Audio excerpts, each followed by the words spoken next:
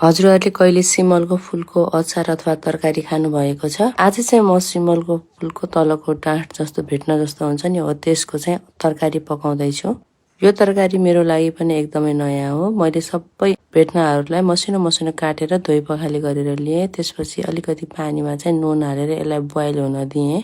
यसरी बोइल गर्यो भने चाहिँ यसमा कडुवापन हुन्छ, त्यो कडुवापन चाहिँ कम भएर जान्छ। बोइल भइसके पछाडि चाहिँ यसलाई निकालेर राखेँ। त्यस्तै मैले प्याज र टमाटरलाई पनि काटेर ल्याएकी छु। तोरीको तेलमा पञ्चफोरन, हिङ, हरियो खुर्सानी फुराउने, त्यस पछाडि माथिबाट प्याज राखेर एकछिनसम्म मजाले यसलाई फ्राई गर्ने।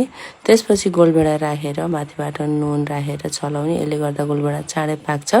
त्यस पछाडि यसमा जिरा धनियाँको धुलो, बेसार, अलिकति टिमु, अदुवा लसुनको पेस्ट हाल्ने। मैले चाहिँ धुलो हालेको छु, अदुवा लसुनको धुलो हालेको छु।